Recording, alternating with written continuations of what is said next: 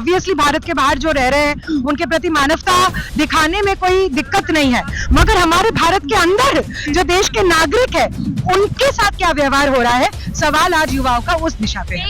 Act का एक ही लक्ष्य है वो कि भारत के अंदर रहने वाले अलग जाति और अलग अलग धर्म के लोगों को बांटा जाए। आप लोग आरएसएस ने लड़ाई नहीं लड़ा था इस भारत को आजाद करने के लिए। भारत को आजाद करने के लिए बहुत सारे लोग लड़े थे, हिंदू मुस्लिम मिल के लड़े थे। नमस्कार, 4 PM दिल्ली देख रहे हैं आप। मैं हूं आपके साथ शाहीन खान। देश के अंदर सिटीजनशिप एक्ट, अमेंडमेंट एक्ट लागू हो गया। उसके बाद जिस तरीके से राजनीति गरमाती जा रही है वो देखने लायक है। एक तरफ सरकार कह रही है कि ये बिल जो है मानवता अहम दिल के ऊपर बनाया गया न्याय की बात करता है ये बिल। दूसरी तरफ जो विपक्ष है उसको लेकर हमलावर है कि ये जो बिल है कहीं ना कहीं धर्म के आधार पर भेदभाव करता है। इस बीच जो युवा है, जो देश के छात्र हैं, वो इस बिल को लेकर क्या क्या सोचते हैं, मैम आपसे सीधा बात करूंगी। सीए पास हो गया जिसको लेकर जो छात्र वर्ग है वो खासतौर से पिछले टाइम पर सड़कों पर था। अब आप इस बिल को पास होने के बाद किस तरह से देखती है? देखिए, ये एक ऐतिहासिक तौर पे हम मानते हैं कि देश पीछे गया है। 1947 में हमारा देश जब आजाद हुआ था वो बस आजादी की लड़ाई अंग्रेजों के खिलाफ नहीं थी, एक ऐसे देश को निर्माण करने की लड़ाई थी जहां पे जात और धर्म के नाम पर भेदभाव नहीं होगा। ये था उस आजादी का लक्ष्य। आज हम देखते हैं कि 2024 में ये जो पिछले कई दशकों से हमारा देश आगे नहीं पीछे गया, आजादी के जो सपने थे आज हम हमारे आंखों के सामने चूर चूर होते हुए देख रहे थे। हमारे देश में पार्टीशन हुआ, हमारे देश में अलग अलग चीजें हुई, मगर एक चीज हमारे संविधान में हम लिखते रहे, बोलते रहे और देश की राजनीति को उसके आसपास हम चलाने की कोशिश की कि जाति और धर्म इसके नाम पे हमारा देश नहीं बटेगा। मगर पिछले ही दिनों हमने देखा सीए का जो कानून पास हुआ, वहां पे हमारे देश के जो एक बड़े हिस्से को, हमारे देश के मुसलमान को एक हिसाब से सेकंड रेट सिटीजन बोल दिया गया। इस देश की आजादी में की इतिहास जब हम बोलते हैं तो भगत और अशफाक का नाम हम एक ही साथ लेते हैं कि भगत ने अगर अपनी कुर्बानी दी थी तो अशफाक ने भी इस देश के लिए अपनी कुर्बानी दी थी, आजादी की लड़ाई लड़ी थी। मगर उन दोनों के ही सपने को आज हमारे देश के युवा अपनी आंखों के सामने चूर-चूर होते हैं। सरकार इसको बोल रही है जो बिल है रहम और इस तरीके मानवता के आधार पर न्याय किया गया उन लोगों के साथ जिनके देश में उनके साथ प्रताड़ना होती है, यानी माइनॉरिटी की बात यहाँ पर कर रहे हैं। देखिए, हम तो मानते हैं वो कोई अलग नहीं है, वही इस देश का। अगर मैं एक हिंदू होते हुए इस देश में मेरा जितना हक है, इस देश में मुसलमानों का भी उतना ही हक है। तो रहम और मानवता की भाषा क्यों यूज हो रही है?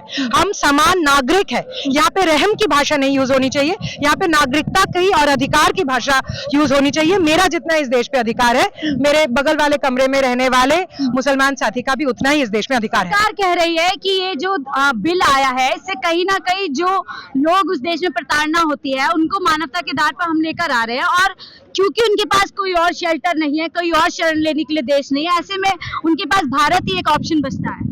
देखिए, भारत के बाहर जो रह रहे हैं उनके बारे में तो हम बाद में सोचते हैं। ऑब्वियसली भारत के बाहर जो रह रहे हैं उनके प्रति मानवता दिखाने में कोई दिक्कत नहीं है, मगर हमारे भारत के अंदर जो देश के नागरिक है उनके साथ क्या व्यवहार हो रहा है, सवाल आज युवाओं का उस दिशा पे है। एक तरफ इंडिया टुडे का जो 67 लाख जो बच्चे हैं वो भूखे सोते हैं, 2 दिन की रोटी उनको नहीं मिल पा रही है, दूसरी तरफ दूसरे लोग आ रहे हैं, संसाधनों का बंटवारा होगा, किस तरीके से फैसला देख रहे हैं?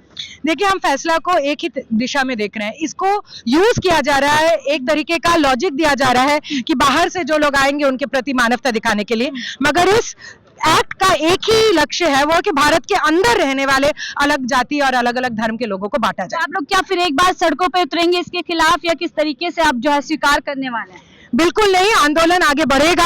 और आंदोलन आप जैसे देख रहे हैं, आज हम किसान आंदोलन के जमीन पे खड़े हैं।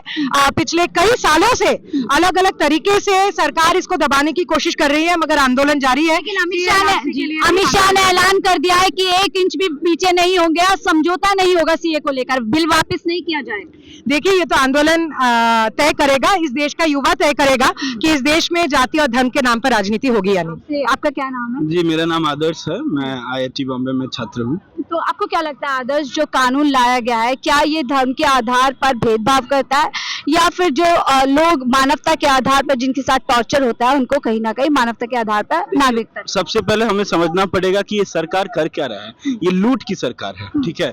आज हमारे किसान भाई यहाँ पे हैं, किसान बहनें यहाँ पे हैं, उन्होंने अपनी बात जब वो बात रख रहे थे तो ये बात रखी कि एमएसपी नहीं देने पे एमएसपी की लूट हो रही है। 4500 करोड़ से ज्यादा रुपए की लूट हो जा रही है जब आप एमएसपी नहीं दे रहे हैं। तो एक यहाँ पे लूट हो रही है, दूसरी लूट हम लोग आदिवासी की बात करें, हसदेव में आंदोलन चल रहा है छत्तीसगढ़ में, वहां पे अदानी का लूट चल रहा है कोल माइनिंग प्रोजेक्ट, क्योंकि कोल माइनिंग प्रोजेक्ट करने, ओपन कास्ट माइनिंग कोल वहां पे करेगा अदानी तो उसको सस्ता पड़ेगा, उसको सस्ता पड़ेगा, इसलिए भारत का सबसे डेंसेस्ट फॉरेस्ट में से एक फॉरेस्ट कुर्बान करा दिया जाएगा। ये दूसरी लूट है। तीसरी लूट है नागरिकता की लूट। नागरिकता में यह बताया जा रहा है कि एक धर्म का लोग बराबर नागरिक नहीं है, दूसरे धर्म का लोग उससे ज्यादा कुछ एक नागरिक है। ये नागरिकता का जो डेफिनेशन इंट्रोड्यूस किया जा रहा है, ये उनकी नागरिकता का लूट है। क्यों पाकिस्तान में अहमदिया मुस्लिम के साथ ये क्या बोलते हैं, अगर अत्याचार नहीं होता है तो वो यहाँ पे रोहिंग्या मुस्लिम्स के साथ अत्याचार नहीं होता। यहाँ पे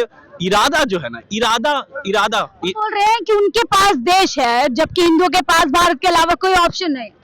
ये हिंदुओं का देश नहीं, ये लड़के बहुत लंबा आंदोलन हुआ है, लड़के हम लोगों ने भारत, ये अशफाक और बिस्मिल का भारत है। किसी एक हिंदू ने आरएसएस ने लड़ाई नहीं लड़ा था इस भारत को आजाद करने के लिए। भारत को आजाद करने के लिए बहुत सारे लोग लड़े थे, हिंदू मुस्लिम मिल के लड़े थे। 1857 की हमें लड़ाई याद है, कैसे हिंदू मुस्लिम मिल के हमें आजादी दिलाई। तो ये आजादी लड़ के मिली है और इसमें धर्म के हिसाब से नागरिकता का पैमाना नहीं होगा और ये लूट की सरकार नहीं चलेगी। मैम सीए पे हम लोग चर्चा कर रहे हैं, किस तरीके से इस कानून को देखते हैं आप? देखिए बहुत बड़ा शायद काफी बड़ा आंदोलन चल रहा है अफगानिस्तान में, मोदी जी के लिए और अमित शाह जी के लिए बहुत बड़ी मांग चल रही है। पाकिस्तान में, बांग्लादेश में इतना बड़ा प्रोटेस्ट चल रहा है कि उनकी मांगे आखिर मान ही ली, लेकिन हमारे देश के किसान उनको नजर नहीं आ रहे हैं। यहाँ लड़ाई लड़ रहे हैं किसान, बॉर्डर्स पर लड़ रहे हैं। 13 महीने तक दिल्ली के बॉर्डर्स पर लड़कर चले गए, उनके सामने माफी मांग ली कि हम सारी मांगे पूरी करेंगे, फिर भी नहीं। तो वो नहीं दिखे मोदी जी को, वो नहीं दिख रहे हैं। मतलब हमारे देश की जनता नहीं दिख रही है जो भूखी मर रही है, जो किसान आत्महत्याएं कर रहे हैं, जो रोज जो छात्र नौजवान जो आत्महत्याएं कर रहे हैं, वो नहीं दिख रहे हैं उनको। तो आप ये बताइए सरकार किसकी है? ये सरकार के ये चुनाव को देखकर के ऐसा फैसला लिया गया, ठीक चुनाव से हाँ बिल्कुल, इनके ये चुनावी मेंढक है ये लोग। इनको चुनावी और सत्ता से के अलावा इनको कुछ भी नहीं पता है। और इन लोगों को हमारे संविधान में एक सरकार किस लिए बनाई जाती है? वो सरकार जो खुद के वायदे होते हैं उन वायदों को ही भूल जाती है। वो भ्रष्टाचार करती है, उसको छुपाने के लिए फिर एक ऐसा मुद्दा ले आती है जिससे कि लोगों के अंदर आपस में लड़ाई हो, झगड़ा हो। तो आज हम सबको ये समझने की जरूरत है कि ये जो मोदी सरकार है, ये भारतीय जनता पार्टी है, ये एक तरफ तो इस देश के संविधान को ताक पर रखकर फांसीवादी रवैया अपना रही है और दूसरी तरफ हमारे देश के किसान, मजदूर, छात्रों का जो इनके हित है, जो इनके अधिकार हैं, उनको रौंद रही है। हमने वादों की बात की, अगर जब वादों की बात करती है तो आप यहाँ पर गिनवाते हैं किसानों से जुड़े हुए वादों को, वो वहाँ पर बता रहे कि 3 वादे देश से किए थे, राम मंदिर बनाएंगे, सीए लेकर आएंगे और 370 हटाएंगे, तीनों पर खरे उतरे हैं। तो किसको इससे फायदा किसको हुआ? राम मंदिर ठीक है, राम मंदिर बन गया, कोई बात नहीं है, राम मंदिर भी बनाओ, मस्जिद भी बनाओ, गुरुद्वारे बनाओ। हमारा देश तो धर्मों का देश है भाई। यहाँ तो लोग अपने घरों में मंदिर बना लेते हैं। आपको मंदिर बनाने की जरूरत क्या थी? किसने कहा था आपको मंदिर बनाओ? लोगों के घरों में मंदिर बने हुए, लोग अपने घरों में पूजा करते हैं। तो ये कौन सा नया काम आपने कर दिया? नया काम आप ये करो कि इस देश जो आपने वायदा किया था उसे निभाओ।